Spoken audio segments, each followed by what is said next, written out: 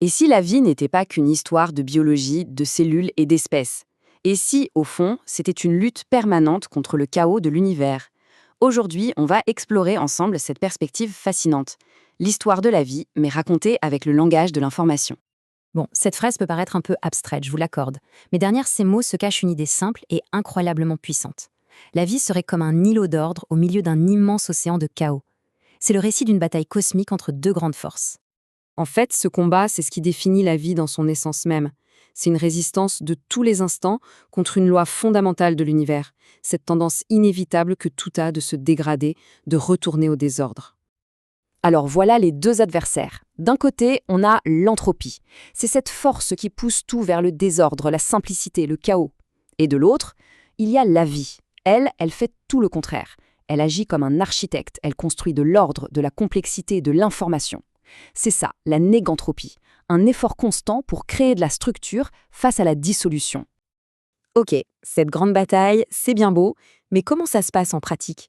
Eh bien, on va zoomer pour voir comment ça se joue à la plus petite échelle qui soit, à l'intérieur d'une unique cellule. Toute cellule possède ce qu'on pourrait appeler une bibliothèque de base. C'est son ADN, son génome. C'est le plan de montage, le texte source qui contient toutes les possibilités, toutes les instructions. C'est statique en quelque sorte. Mais là où la magie opère vraiment, c'est avec l'épigénome. Imaginez-le non pas comme la bibliothèque, mais comme un bibliothécaire. Un bibliothécaire très intelligent et dynamique. Son travail, c'est de lire ce qui se passe à l'extérieur, dans l'environnement, et de décider en temps réel quel livre du génome il faut ouvrir et à quelle page. Et c'est ça, le point absolument crucial. Ce mécanisme, l'épigénome, c'est la preuve que la vie apprend. Elle s'adapte, elle réagit, elle mémorise. C'est une forme d'intelligence fondamentale bien avant l'apparition du premier cerveau. La matière elle-même s'organise pour penser. Sauf que cette adaptation ne se fait pas en vase clos.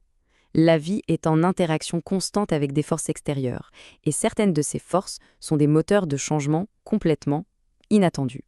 Prenez les virus. L'image qu'on en a, c'est celle d'ennemis, de parasites. Mais dans cette histoire, ce sont surtout des messagers. Ils sont capables d'injecter de nouvelles informations, de nouveaux gènes, directement dans notre code. Ils peuvent même influencer notre épigénome. En gros, ils accélèrent l'évolution de façon spectaculaire. Et ça nous montre quelque chose de brillant. Même les erreurs, les fameuses mutations qui se produisent quand l'ADN est copié, ne sont pas juste des défauts. Non. C'est un bruit fertile. C'est de ce chaos apparent, de ces petites imperfections, que naît la nouveauté. C'est la matière première de l'innovation. Alors, on a vu que la cellule, l'individu, peut apprendre et mémoriser. Mais qu'est-ce qui se passe quand cette mémoire adaptative commence à être partagée, transmise?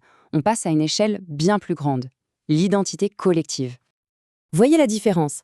Un organisme vivant, tout seul, il lutte pour se maintenir, pour continuer d'exister. C'est ce qu'on appelle l'autopoèse individuelle. Mais une espèce, c'est plus que ça. C'est lorsque les leçons apprises, ces mémoires épigénétiques, sont transmises de génération en génération, au point de créer une forme stable, une identité collective. Toute cette perspective nous permet de faire quelque chose d'assez radical. Reformuler complètement la théorie de l'évolution, mais en utilisant le langage de la théorie de l'information. Et là, tout s'éclaire d'une nouvelle façon. L'évolution, ce n'est plus juste la survie du plus apte. Non, c'est un processus de communication. Le gène, c'est le message. La reproduction, c'est le canal qui le transmet. La sélection naturelle, c'est l'art d'adapter le message à son environnement, au contexte. L'évolution, en fait, c'est un dialogue permanent.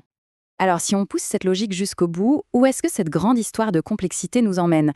Quelle est la prochaine étape de cette construction? Eh bien, ce cadre nous propose un voyage en 7 grandes étapes.